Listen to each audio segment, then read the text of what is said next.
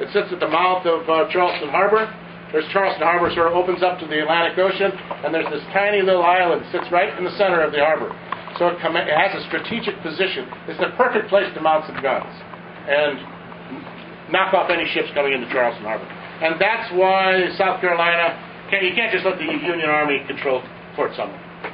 It controls the entrance to the entire harbor. And so they basically start showing, this is where the Civil War begins.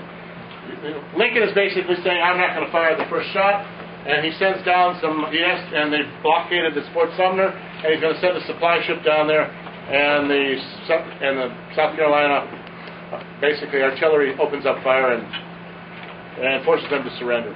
And those are the first shots of the Civil War. It's inconceivable to me that you're going to be asked questions about military history. Nevertheless, it's a war.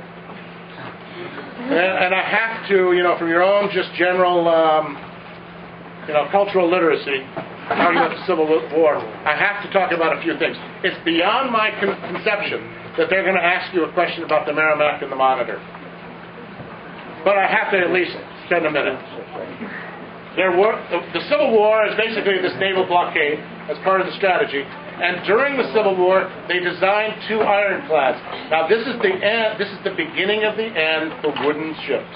This is a revolution in naval architecture. We aren't going to see anything really happen in this revolution until, the Spanish-American War or World War I, when we have the dreadnoughts and the big battleships. But this is the beginning where the wooden ships are going out, and the new iron or steel ships are coming in. And these ships these basically fight a little battle to a draw.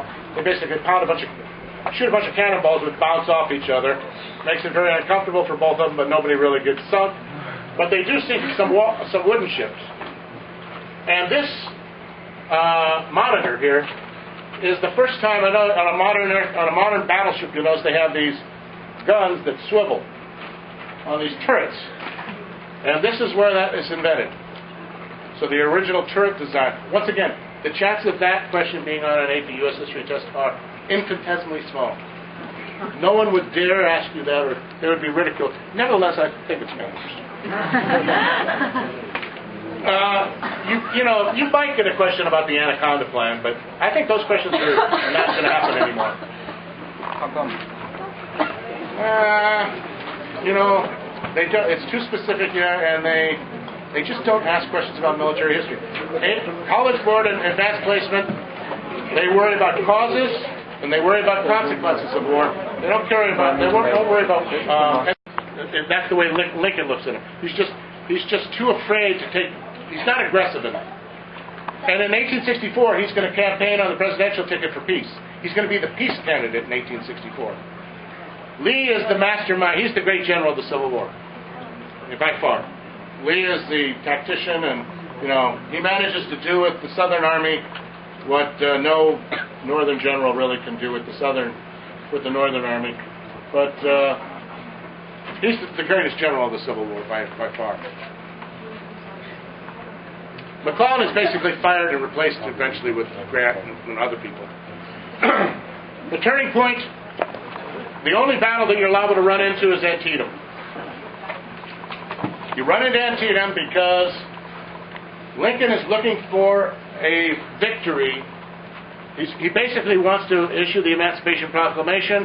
He wants to, ennoble the war by giving it a much more moral cause of righteousness, and he also wants to keep the British. Let's look at this in purely diplomatic standpoint. The British are the first country in the world to ban and outlaw slavery. They run anti-slave ships around the coast of Africa to stop slave ships and send the slaves back to their homeland in Africa and Liberia and Sierra Leone. When Lincoln issues the Emancipation Proclamation, which, by the way, I hope you all know, frees no slaves, right? Frees slaves where the Confederates controlled territory, does not free slaves where the Northerners control slave territory. All the slaves that could be freed are not freed.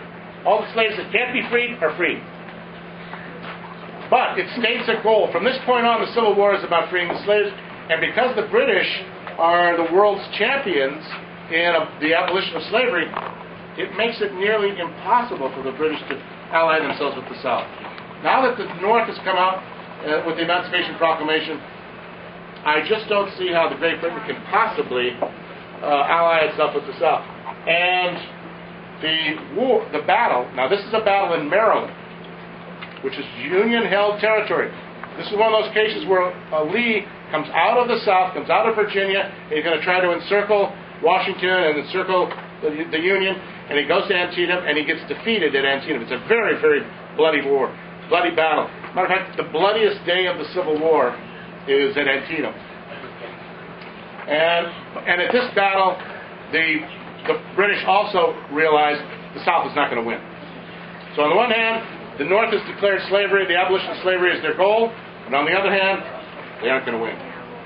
So from this point on, the alliance thing is dead, and that's why the Battle of Antietam is the only battle. I don't think they're going to ask you about Sherman's March to the Sea, but, you know, who cares?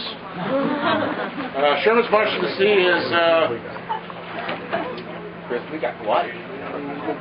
This is George Tecumseh Sherman, I think his name is. Tecumseh Sherman? Tecumseh Sherman, yeah, that's his name. Like Tecumseh? Yeah, Tecumseh, yeah. That's an Indian name, I don't know why. He goes to the South. Sherman's basically to punish the South.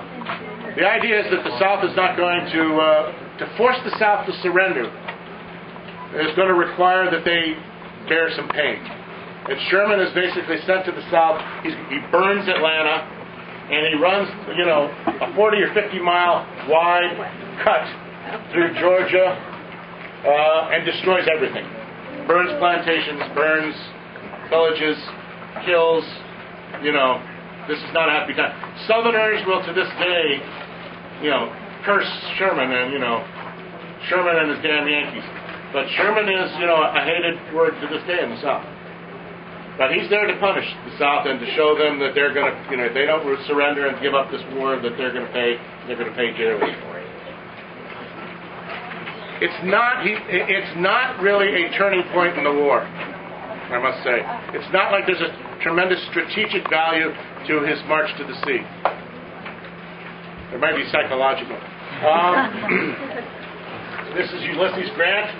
Ulysses Grant basically wins at Vicksburg. Vicksburg is a city along the Mississippi River in Mississippi. And remember, part of the strategy of the Civil War is that we're going to surround the South with this Anaconda Plan, with the blockade, and we're going to divide it in half. We're going to divide it along the Mississippi. And the Confederate stronghold on the Mississippi is Vicksburg. And General Grant basically goes there, and he draws the Southern Army out of Vicksburg, fights the battle, wins, and then rushes on to Vicksburg, and they sort of hold themselves up and fortify themselves, and he lays siege to the town. I don't know, lasts a week or two or a month or something like that, until they're basically starving to death. And then he takes Vicksburg, and from that point on, the Union Army controls the Mississippi River. They've got, and the war is basically at this point over. Vicksburg and Gettysburg happen, I don't know, within days of each other. I mean, literally at the same time.